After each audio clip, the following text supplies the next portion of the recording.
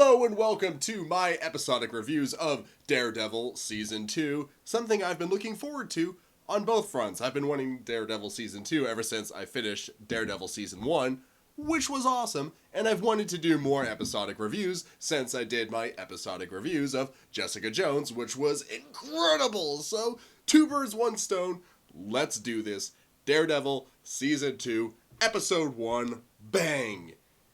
And right from the start, I was excited. The moment I saw that the title of the episode was Bang, I was like, they're going to use this in the episode somehow. And this is a good opportunity for me to say, spoilers, do not watch this until you've seen the episode, because I'm about to reveal the ending. Because that ending, that last just couple minutes there of Daredevil catching up to Punisher and their little brawl where Punisher just kicks the shit out of Daredevil, and then that ending with him getting shot in the head and falling off the roof, that's how you get people hooked for a new season of something. You say, this is how intense it's getting, we're going this far with it this time, so strap in for a whole season of awesomeness, and I loved it. But that's the end of the episode. So let's talk about the beginning, which had an incredible introduction, or reintroduction, to Daredevil. I loved how they built up to it, as we're following these burglars, these gem thieves, diamond thieves, whatever they are, on the run from the cops. First, we see the aftermath of Daredevil kicking the shit out of one of them, and then we get to see Daredevil kick the shit out of one of them with only like a couple of shots where we see Daredevil kind of in the edge of the frame so you can't really see him, and then we get to hear his voice. And then we finally get to see him, and it's such a cool shot there. He's at the end of the pews, and then we don't get to see what happens with the fight, but we see the aftermath, which is so much more satisfying in this situation. And that final shot of him just standing up there and looking down and just smiling, just with a little bit of satisfaction and a little bit of, I just did a good deed, and he's proud of himself. It's just such a good way to get things going again. This is such a great opener for a season. I really love it, and I've been excited for this, like I said, since I finished Daredevil Season 1, which was incredible. Daredevil is a great character. That Ben Affleck movie was just trash. I'm not even gonna... It's just trash. So it's awesome seeing this character that I love getting a second outing, a second chance to wow the world, and so far it's going really good. And I'm also, as you know, my t-shirt kind of implies here, a fan of the Punisher. So when I heard that the season was going to be Daredevil against Punisher right before Batman fights Superman, which happens right before Captain America fights Iron Man. God, there's a lot of superhero stuff out there these days. But I was excited to have this thrown into that mix of all these verses, all these superheroes going head to head that we're getting lately. And it's also kind of funny because, like I said, Daredevil flopped initially with the Ben Affleck movie, which was terrible.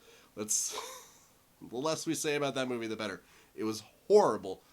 But Punisher has been through it even worse. Let's be honest here. As bad as Daredevil had it before the show, Punisher has tried to make it in the movies 3 times. 3, let's show the 3. And they've all been not very successful. Now, I really like Thomas Jane, the Punisher movie where, what's his name from Greece? I can't think of anybody's name right now. Wow. John Travolta as the bad guy. I liked that movie. I thought it was kind of okay. It wasn't incredible, but I was down with that interpretation of the character. I wanted to see where that was going, and unfortunately we didn't really get that. We got the weird Ray Stevenson one, but whatever.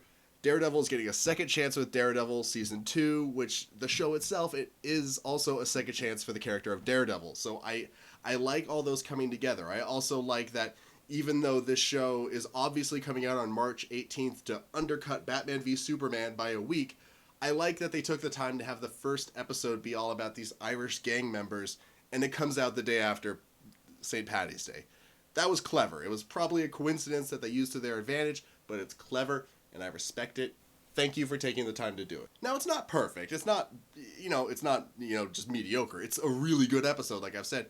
But I do have kind of an issue with, like, there was 2 or 3 scenes in a row where they're like, there's something coming to Hell's Kitchen. Things are about to get hot in Hell's Kitchen. Things are about to get really bad in Hell's Kitchen. And I'm like, okay, come on, just show us the bad things. Don't just talk about them. Now, this was after the really awesome introduction scene to the Punisher, where again, we don't see the Punisher because this show is all about the epic reveals, but we see him just blow away an entire room of guys without even trying.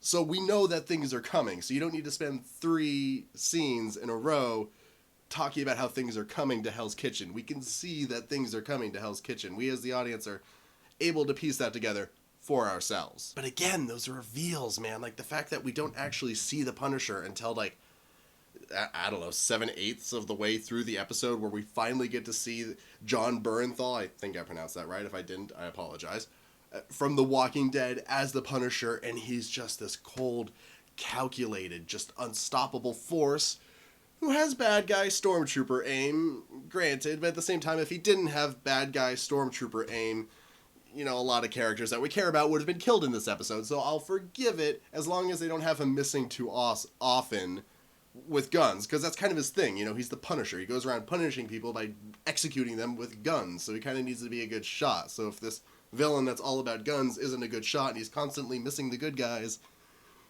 he's going to get old quickly. So we'll see what happens with that. But I'm excited.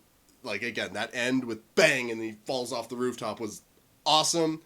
I cannot wait for episode 2, so I'm going to edit this together and throw it up and then on to episode 2. So I will see you soon!